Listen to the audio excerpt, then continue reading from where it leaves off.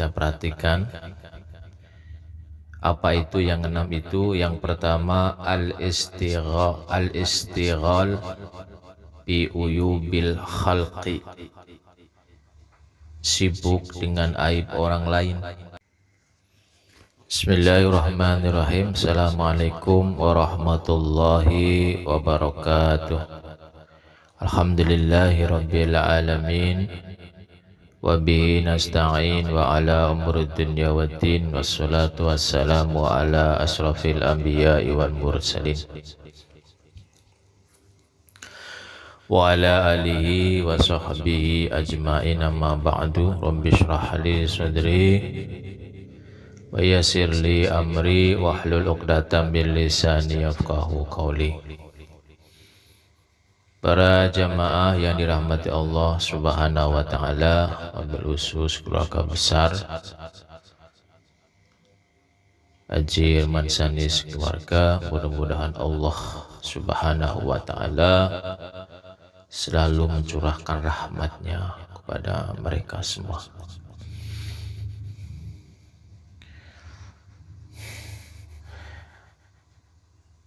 Ada 6 hal yang harus hati-hati, yang harus kita perhatikan.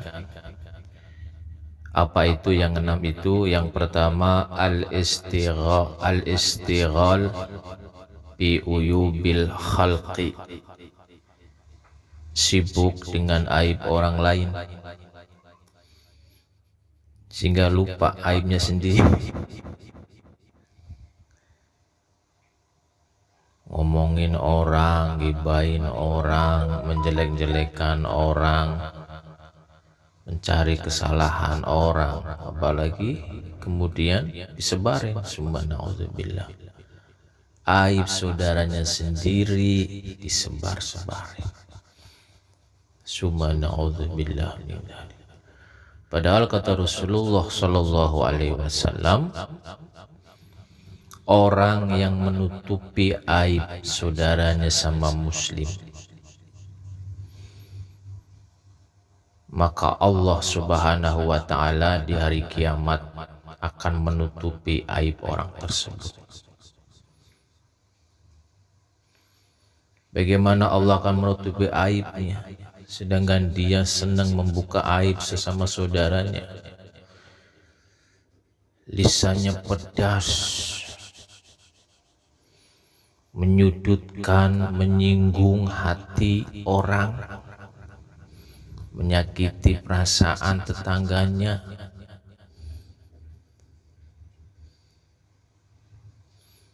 Kesalahan tetangganya dicari-cari. Hati-hati, al-istighal bi uyubil khalqi, sibuk itu aib orang, dipikiri terus, dicari-cari kesalahannya, kejelekannya, keburukannya, kejahatannya, ceritain dah ke orang lain, sebarin lah. Subhanallah. Yang kedua, hati-hati dengan qaswatul qulub, hati yang keras. Kerasnya hati, kenapa hati bisa berkeras? Hatinya jarang disirami zikrullah, zikir kepada Allah. Jarang. Hatinya jarang disirami baca Al-Quran. Zikir pun sedikit. Sholat apalagi enggak khusyuk misalnya. Bagaimana hati akan lembut? Sholat asal sholat, menggugurkan kewajiban. Zikir nggak pernah, baca Quran boro-boro. Qaswatul qulub. Makanya gampang kalau kita ingin menilai hati kita keras atau tidak, ketika kita bisa menerima nasihat orang, berarti tanda hati kita masih lembut, belum keras. Hati kalau sudah keras, dinasihati orang itu nggak masuk, menolak. Dinasihati, galakan dia yang dinasihati. ngomongnya nggak enak, lu aja belum bener, ngapain lu nasihati gue? Ada orang begitu.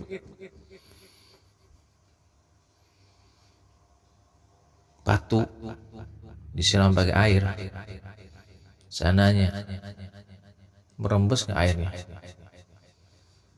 Begitupun hati orang yang sudah keras, sulit itu hatinya meresap nasihat orang. Yang ketiga, hati-hati dengan hubud dunia, cinta dunia. Cinta dunia boleh, tapi jangan lupa akhirat. Kehidupan kita sebenarnya kan akhirat. Di dunia ini hanya numpang, mampir, siapin bekal untuk hidup kita nanti. Perbanyak sedekah, perbanyak infak, perbanyak menolong orang yang kesusahan, permudah orang yang kesulitan, ringankan beban orang yang berat bebannya. Cakep, orang muslim luar biasa. Dengan niat tentunya lillahi ta'ala, beramal soleh, maaf. Niatnya apa? Ingin dipuji orang, dilihat orang, disanjung orang. Harus lillahi ta'ala, ikhlas mencari ridho Allah. Siapin bekal. Kita kan sebenarnya menunggu mati, menunggu giliran dipanggil oleh Allah Subhanahu wa ta'ala. Yang keempat, hati-hati dengan qillatul haya, sedikitnya rasa malu. Maaf, kalau ada orang nggak ada rasa malunya, maaf, itu iman harus dikontrol. Itu apa ya, masih ada iman. Sehingga ada istilah malu itu sebagian dari iman. Orang kalau sudah nggak ada malu, itu maksiat di depan orang umum, telanjang di depan orang umum, perpelukan lain jenis di depan orang, dengan ada rasa malu.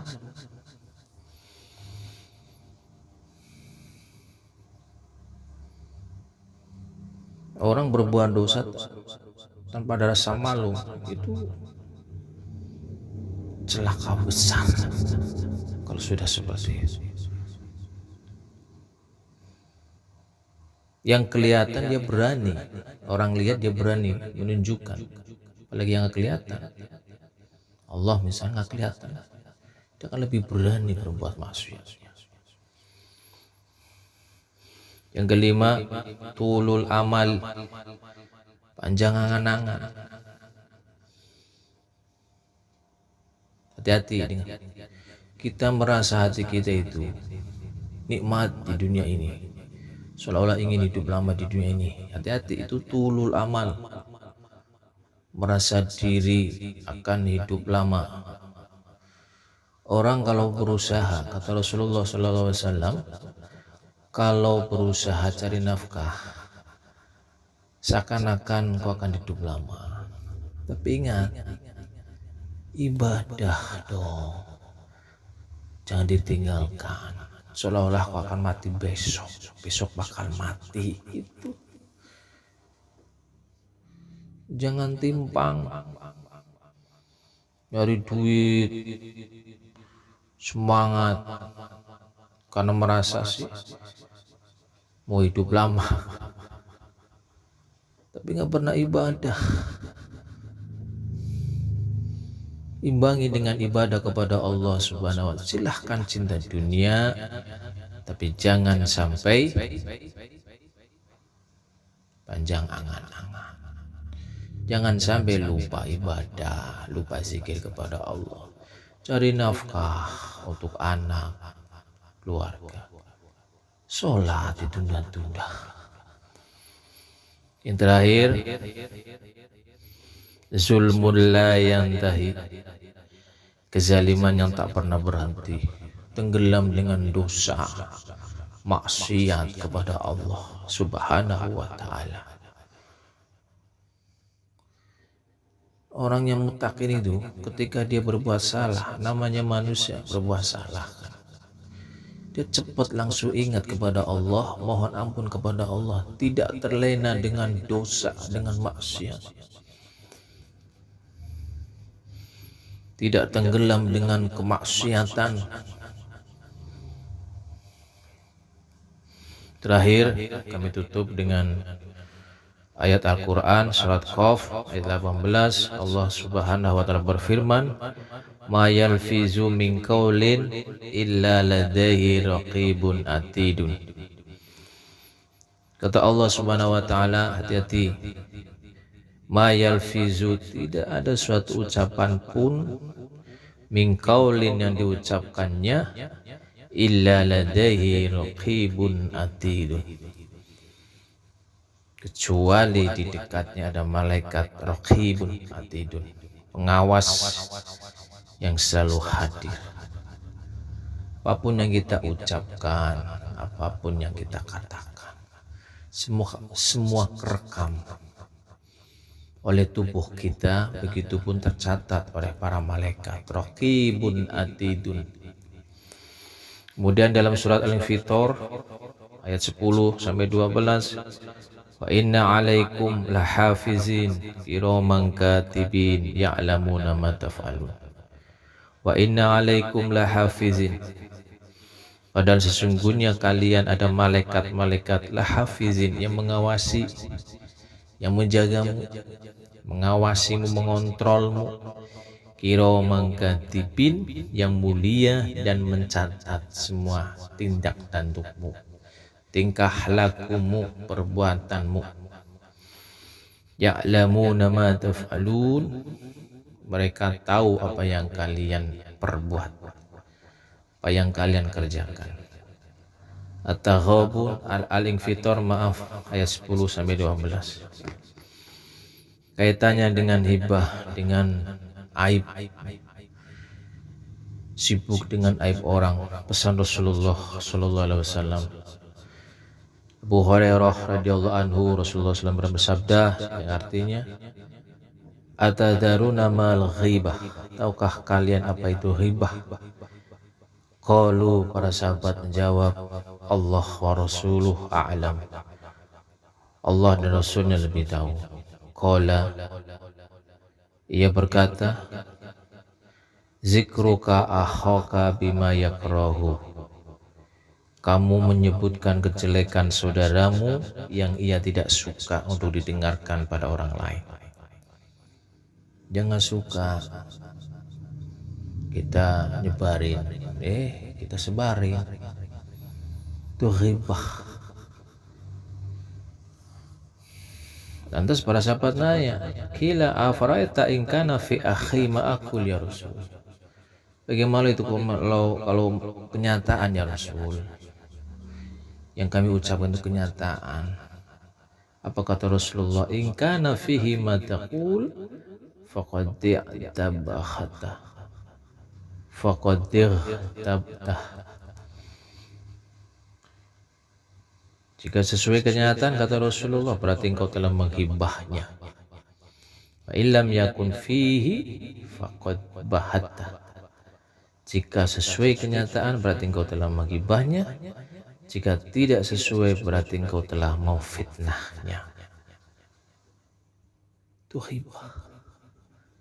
Hadis riwayat Muslim nomor hadis 2589. Mudah-mudahan kita jaga oleh Allah Subhanahu wa taala. Kemudian dalam hadis riwayat Muslim,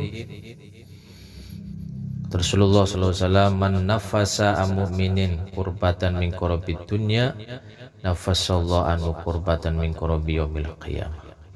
Barang siapa melepaskan kesusahan seorang muslim dari kesusahan dunia, Allah akan melepaskannya kesusahannya pada hari kiamat.